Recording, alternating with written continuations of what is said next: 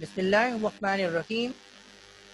Coordinate covalent bond, जिसको dative bond भी कहते हैं, आज सीखेंगे जी कि ये क्या है।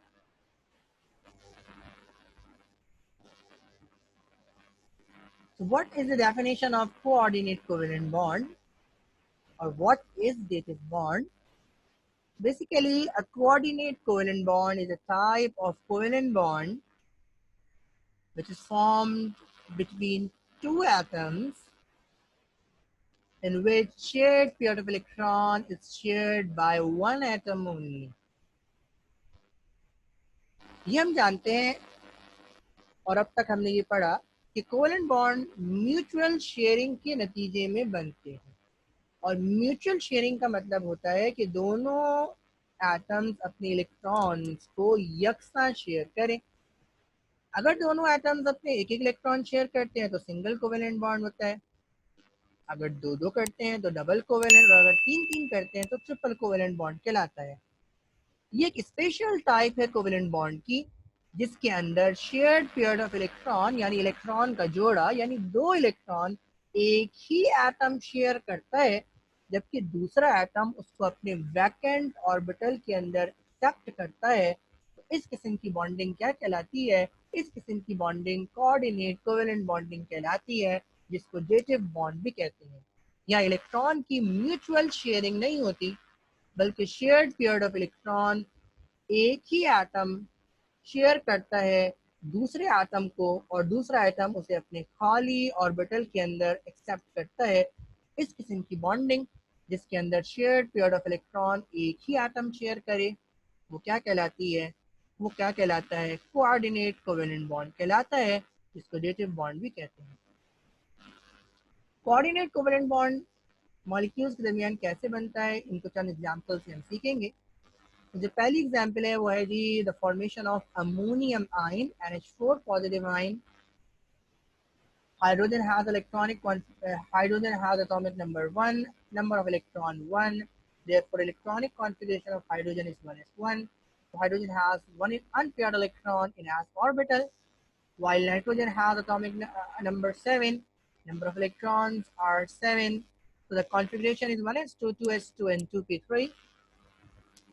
The valence electronic configuration according to Hund's rule is this, and nitrogen has 3 unpaired electrons and 1 lone pair electron. तो लुईस मॉडल इसका हम देखने जा रहे हैं। This is hydrogen which has 1 unpaired electron, जिसको हमने क्रॉस से दिखाया है, and this is nitrogen which has 3 unpaired electron and 1 lone pair electron.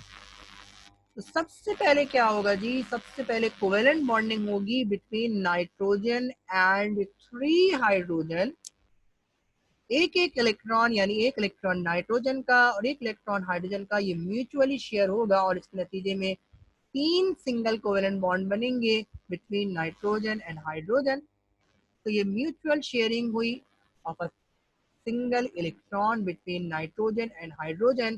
तो ये एक सिंगल कोवेलेंट बॉन्ड बना, ये दूसरा सिंगल कोवेलेंट बॉन्ड बना, और ये तीसरा सिंगल कोवेलेंट बॉन्ड बना, और ये क्या बन गया? ये अमोनिया बन गया यानी NH3 बन गया। So this is a single covalent bond and the formation of ammonia. अब नाइट्रोजन के पास लोन पेयर इलेक्ट्रॉन मौजूद है, और ये लोन पेयर इलेक्ट्रॉन अब वो किसको डोनेट करेगा जी? हाइड्रोजन को डोनेट करेगा। और हाइड्रोजन को जब ये लोन पेयर इलेक्ट्रॉन डोनेट करेगा या शेयर करेगा, तो इसके लिए लाजमी है जी कि हाइड्रोजन का जो ऑर्बिटल है वो क्या होना चाहिए? वैकेंट होना चाहिए, क्योंकि एस के अंदर ऑर्बिटल के अंदर 3 इलेक्ट्रॉन नहीं आ सकते। तो हाइड्रोजन क्या करेगा? अपना इलेक्ट्रॉन लॉस करेगा। जब ये अपना इलेक्ट्रॉन लॉस करेगा तो ये क्या बन जाएगा? पॉजिटिव आयन बन जाएगा, और कॉन्फ़िगरेशन क्या हो जाएगी? 1s0 हो जाएगी। यानी इसका एस ऑर्बिटल क्या है जी? वैकेंट है, जिसके अंदर ये लोन पेयर बआसानी क्या हो सकता है? शेयर हो सकता है। तो ये लोन पेयर शेयर हुआ, और इसके नतीजे में कोऑर्डिनेट कोवेलेंट बॉन्ड बना बिटवीन नाइट्रोजन एंड हाइड्रोजन। ये एरो दिखा ये रहा है जी कि ये लोन पेयर ऑफ इलेक्ट्रॉन ये नाइट्रोजन ने किसको दे दिए जी? हाइड्रोजन को दे दिए। जिसकी तरफ एरो की टेल होती है वो डोनर होता है, और जिसकी तरफ हेड होता है वो एक्सेप्टर होता है।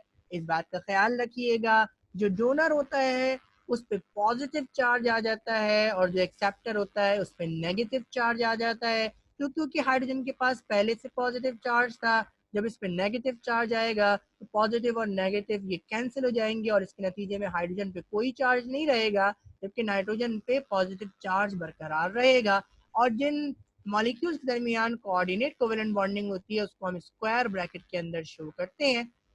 डॉट इन क्रॉस मॉडल को हटा दें और हम इसको सिंगल बॉन्ड से दिखाएं तो ये इस तरह से शो होगा कि nitrogen has single covalent bond between 4 hydrogen and this positive charge ये आपके कोऑर्डिनेशन स्पेयर के ऊपर आ जाएगा। तो ये कोऑर्डिनेट कोवेलेंट बॉन्डिंग हमने पढ़ी किसके अंदर, अमोनियम पॉजिटिव आयन के अंदर।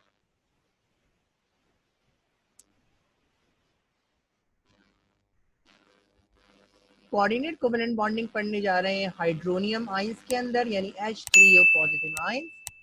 Hydrogen has atomic number 1, number of electron 1, the configuration is 1s1, and s orbital has one unpaired electron. Oxygen has atomic number 8, number of electrons are 8. The electronic configuration is 1s2, 2s2 and 2p4. Valence shell के electrons को Hund's rule के हिसाब से कॉन्फ़िगराइज करेंगे and according to Hund's rule oxygen has 2 lone pair electrons and 2 unpaired electrons। Dot and cross model से ये bonding देखते हैं जी। तो हाइड्रोजन के इलेक्ट्रॉन को हमने क्रॉस से शो किया है, 1 अनपेयर्ड इलेक्ट्रॉन। ऑक्सीजन के पास 2 लोन पेयर इलेक्ट्रॉन है और 2 अनपेयर्ड इलेक्ट्रॉन है, इसको हमने डॉट से शो किया है।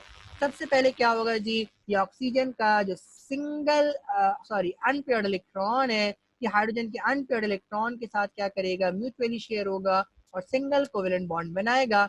और ये 2 हाइड्रोजन, इन 3 में से 2 हाइड्रोजन यही काम करेंगे और सबसे पहले 2 सिंगल कोवेलेंट बॉन्ड बनेंगे। तो यहाँ पे ये क्या बन गया जी, ये वाटर बन गया जी। So this is lone pair electron and this is a single covalent bond between oxygen and hydrogen and this is the second single covalent bond between oxygen and hydrogen। अब जो ऑक्सीजन के पास lone pair of electron है, ये lone pair of electron hydrogen को क्या होंगे जी, share होंगे। और इसके लिए क्या करना पड़ेगा जी, इसके लिए हाइड्रोजन को अपना इलेक्ट्रॉन लूज करना पड़ेगा और इसको किस में कन्वर्ट होना पड़ेगा, कीटाइन में कन्वर्ट होना पड़ेगा। क्यों, क्योंकि इन लोन पेयर ऑफ इलेक्ट्रॉन को एक्सेप्ट करने के लिए वैकेंट ऑर्बिटल जरूरी है। तो हाइड्रोजन अपना इलेक्ट्रॉन लॉस करेगा जिसकी वजह से इसकी कॉन्फ़िगरेशन 1s0 हो जाएगी, इसका एस ऑर्बिटल क्या हो जाएगा, वैकेंट हो जाएगा, जिसके अंदर ये लोन पेयर ऑफ इलेक्ट्रॉन क्या हो जाएंगे जी, एक्सेप्ट हो जाएंगे या शेयर हो जाएंगे। और इसके नतीजे में कोऑर्डिनेट कोवेलेंट बॉन्ड बनेगा बिटवीन ऑक्सीजन एंड हाइड्रोजन। तो एरो क्या दिखा रहा है जी, कि ये lone pair of electron oxygen से कहाँ शेयर हो गए, हाइड्रोजन के पास शेयर हो गए। क्योंकि ऑक्सीजन ने ये इलेक्ट्रॉन शेयर किए हैं इसलिए इसके ऊपर पॉजिटिव चार्ज आ जाएगा और हाइड्रोजन के ऊपर कौन सा चार्ज आएगा जी, नेगेटिव चार्ज आएगा। क्योंकि हाइड्रोजन के ऊपर पहले से पॉजिटिव चार्ज था तो ये पॉजिटिव और नेगेटिव चार्ज कैंसिल होगा, इसलिए हम यहाँ पे चार्ज नहीं दिखाएंगे। और अगर हम इसे सिंगल बॉन्ड से शो करना चाहें तो इस स्ट्रक्चर को हम इस तरह से शो कर सकते हैं जी, कि oxygen has 3 single covalent bond between each hydrogen और ये पॉजिटिव चार्ज इस स्क्वायर ब्रैकेट जिसको कोऑर्डिनेशन स्फीयर कहते हैं उसके ऊपर दिखाया जाएगा। अगली एग्जांपल देखने जा रहे हैं and this is the example of POCl3 phosphorus oxychloride या phosphorus ऑक्सीट्राइक्लोराइड। So phosphorus has atomic number 15 and number of electrons are 15. The electronic configuration is 1s2, 2s2, 2p6, 3s2 and 3p3। Valence shell की electronic configuration को Hund's rule के तहत कॉन्फ़िगराइज करेंगे। So according to Hund's rule, phosphorus has 3 unpaired electrons and 1 lone pair electron. Chlorine has atomic number 17, number of electrons are 17, electronic configuration is 1s2, 2s2, 2p6, 3s2 and 3p5। Valence shell के electrons को Hund's rule के तहत कॉन्फ़िगराइज करेंगे। So chlorine has 1 unpaired electrons and 3 lone pair electrons. Oxygen has atomic number 8, number of electrons are 8. The electronic configuration is 1s2, 2s2, and 2p4. And according to Hund's rule, the valence shell electronic configuration has two unpaired electrons. Oxygen has two unpaired electrons in valence shell and two lone pair electrons. अब bonding पढ़ने जा रहे हैं जी dot and cross model के जरिए. So this is the chlorine और chlorine के atoms को हम ये एक अनपेयर्ड इलेक्ट्रॉन है जिसको हमने क्रॉस से दिखाया है और बाकी तीन लोन पेयर इलेक्ट्रॉन है. This is phosphorus. Phosphorus has three unpaired electron and one lone pair electron.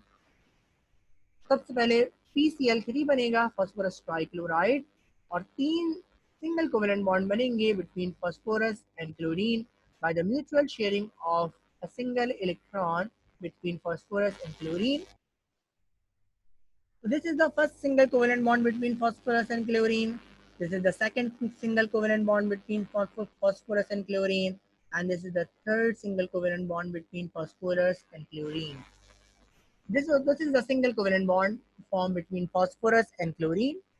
अब phosphorus के पास lone pair of electron मौजूद है और phosphorus और oxygen के दरमियान coordinate covalent bonding होनी है, लेकिन lone pair of electron को accept करने के लिए बैक एंड ऑर्बिटल का होना ज़रूरी है. तो जब ये फॉस्फोरस ऑक्सीजन को lone pair of electron donate करेगा तो इसके नतीजे में सबसे पहले क्या करना पड़ेगा, ऑक्सीजन को ये इलेक्ट्रॉन अपना पेयर्ड करना पड़ेगा. तो डेटिव बॉन्डिंग के लिए ऑक्सीजन इस इलेक्ट्रॉन को क्या करेगा जी, पेयर्ड कर लेगा और इसके पास अब एक 2pz ऑर्बिटल क्या हो जाएगा जी, बैकेंड हो जाएगा, जिसके अंदर ये शेयर्ड पेयर्ड ऑफ इलेक्ट्रॉन क्या हो जाएगा जी, एक्सेप्ट हो जाएगा. तो this is a coordinate covalent bond between phosphorus and oxygen. तो ये ऑक्सीजन का एटम दिखाया, एरो क्या बता रहा है कि फॉस्फोरस ने अपने लोन पेयर ऑफ इलेक्ट्रॉन को क्या कर दिया है जी, शेयर करवा दिया है और ऑक्सीजन ने ये शेयर्ड पेयर को क्या कर लिया है जी, एक्सेप्ट कर लिया है. लेकिन एक्सेप्ट किस तरह किया है जी, कि बाकी अपने इलेक्ट्रॉन्स को इसने क्या कर दिया है जी, पेयर कर दिया है और वैकेंट ऑर्बिटल के अंदर ये इलेक्ट्रॉन पेयर एक्सेप्ट किया गया है. क्योंकि फॉस्फोरस ने ये इलेक्ट्रॉन शेयर किया है इसलिए इस पर पॉजिटिव चार्ज आ गया और ऑक्सीजन ने ये सब एक्सेप्ट किया है और इस पर क्या चार्ज आ गया, नेगेटिव चार्ज आ गया, क्योंकि इसके ऊपर पहले कोई चार्ज नहीं था. तो ये नेगेटिव चार्ज भी हम दिखाएंगे क्योंकि with in the molecule positive और नेगेटिव चार्ज भी है, तो ये दोनों एक दूसरे को कैंसिल आउट कर देंगे, इसलिए POCl3 के ऊपर कोई चार्ज नहीं होता. अब हम अगर इसे सिंगल कोवेलेंट बॉन्ड से दिखाएं, हम इसको किस तरह दिखाएंगे कि phosphorus has 4 single covalent bond, 3 between chlorine and 1 between oxygen. और ये स्क्वायर ब्रैकेट का मतलब क्या है जी, this is the coordination sphere, जो इस बात को बता रहा है जी कि कोऑर्डिनेट कोवेलेंट बॉन्ड इस मॉलिक्यूल के अंदर बना है और वो कहाँ बना है जी, फॉस्फोरस और ऑक्सीजन के दरमियान.